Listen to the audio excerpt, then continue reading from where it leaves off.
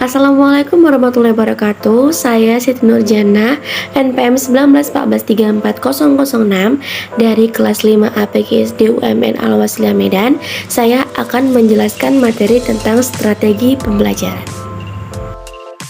Strategi pembelajaran. Pengertian strategi pembelajaran secara umum adalah suatu rencana dan cara mengajar yang akan dilakukan guru dengan menetapkan langkah-langkah utama mengajar sesuai dengan tujuan pengajaran yang akan dicapai dan telah digariskan. Strategi pembelajaran juga bisa diartikan sebagai serangkaian rencana kegiatan yang termasuk di dalamnya penggunaan metode dan pemanfaatan berbagai sumber daya atau kekuatan dalam suatu pembelajaran.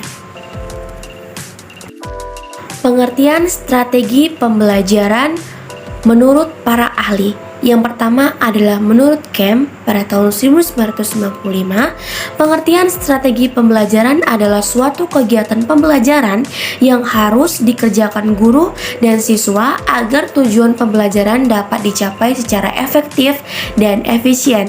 Yang kedua ada menurut Kozma tahun 2007, definisi strategi pembelajaran dapat diartikan sebagai yang dipilih, yaitu yang dapat diberikan fasilitas atau bantuan kepada peserta didik menuju tercapainya tujuan pembelajaran tertentu. Yang ketiga ada menurut Gillistrap Martin, arti strategi pembelajaran adalah pola keterampilan dan perilaku guru yang dimaksudkan untuk menolong siswa mencapai tujuan pengajaran. Yang keempat adalah menurut Hamzah B. Uno pada tahun 2008.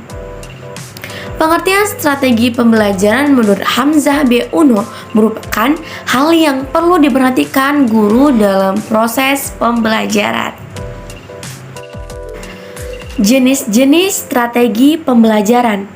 Yang pertama ada strategi pembelajaran langsung, yang kedua ada strategi pembelajaran tidak langsung, yang ketiga ada strategi pembelajaran interaktif, yang keempat ada strategi pembelajaran melalui pengalaman. Strategi pembelajaran secara langsung itu merupakan strategi dengan kadar mempunyai pusat pada guru yang paling tinggi. Akan tetapi strategi ini merupakan strategi yang paling sering digunakan. Contohnya ceramah, pertanyaan didaktik, pengajaran latihan, dan eksplisit peserta demonstrasi. Yang kedua tadi ada strategi pembelajaran tidak langsung. Strategi ini menggambarkan terdapat bentuk keterlibatan siswa yang paling tinggi karena guru mempunyai peran penting sebagai penyidik, penggambaran inferensi data, dan juga pembentukan hipotesis. Yang ketiga tadi adalah strategi pembelajaran interaktif. Jenis strategi ini adalah bentuk pembelajaran interaktif yang mengarah pada bentuk diskusi dan juga saling berbagi di antara siswa. Yang keempat adalah strategi pembelajaran melalui pengalaman. Strategi ini strategi yang menggunakan cara pembelajaran dengan sequence induktif yang memusatkan siswa dan juga orientasinya pada suatu kegiatan yang ada. Fungsi tujuan strategi pembelajaran. Setelah melihat mengenai strategi pembelajaran yang dikemukakan oleh para pakar di atas, sekarang kita juga wajib untuk mengetahui apa sih fungsi dan tujuan dari strategi pembelajaran. Yang pertama itu ada memberikan isi pembelajaran pada para pelajar. Yang kedua ada menyajikan informasi dan bahan-bahan yang kiranya dibutuhkan di dalam pembelajaran untuk menunjukkan unjuk kerja. Contoh strategi pembelajaran. Yang pertama ada debat aktif. Strategi dengan debat aktif lebih cepat. Contohnya itu guru dapat membagi kelas menjadi 2 kelompok berdasarkan pada debat aktif dan kemudian memberi tugas dengan kelebihan dan kekurangan kepada siswa.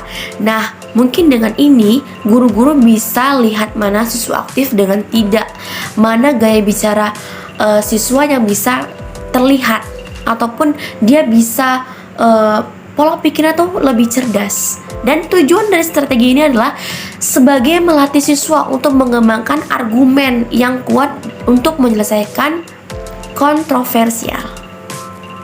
Nah, yang kedua itu ada setiap siswa berperan sebagai guru. Langkah selanjutnya adalah bagi guru untuk mendistribusikan kertas kepada siswa dan kemudian meminta siswa untuk menuliskan pertanyaan yang telah mereka pelajari. Nah, jadi ini adalah ibu guru meminta siswa tuh menulis semua pertanyaan. Nah, nanti pertanyaan itu akan diacak pertanyaannya. Nah, nanti itu akan dipilih salah satu. Nanti bakalan ditanya sama siswa ini jawabannya apa. Jadi mereka tuh berperan sebagai guru. Jadi gurunya tuh hanya melihat mereka tuh kayak misalnya gini, diajak sama satu temannya. Nah, temannya tuh nanya ke teman yang lain. Nah, ini gimana ya? Ini apa ya jawabannya? Makanya di sini ada dibilang, kemudian guru dapat meminta siswa untuk memahami kuesionernya dengan lebih baik setiap waktu dan memikirkan jawabannya. Nah, maka dari itu siswa harus memahami dulu pertanyaannya, baru bisa memikirkan jawabannya. Mencari informasi. Langkah-langkah yang dapat Anda gunakan dalam strategi pencarian informasi, Anda berasal dari guru yang memberi referensi yang relevan dengan topik kelas. Para guru kemudian mengatur keterampilan dari topik untuk mengidentifikasi karakter dan mengajukan pertanyaan untuk memperoleh keterampilan tersebut. Ini hanya dapat dilakukan di kelas yang memiliki kelompok kecil, yaitu maksimal 3 orang. Nah, ini adalah guru bisa membuat kelompok satu kelompok itu ada 3 orang. Nah, nanti topiknya akan dikasihkan ke guru akan menanyakan, akan menyuruh cari di internet ataupun cari di buku ataupun cari di perpustakaan. Nah, jadi kan ada referensinya. Nah, kita tuh dapat informasinya dari internet, dari perpustakaan, ataupun dari buku-buku lama, ataupun dari buku-buku yang kita miliki gitu. Sekian penjelasan saya mengenai materi strategi pembelajaran. Lebih dan kurang saya mohon maaf. Atas perhatiannya saya ucapkan terima kasih. Wassalamualaikum warahmatullahi wabarakatuh. Bye-bye.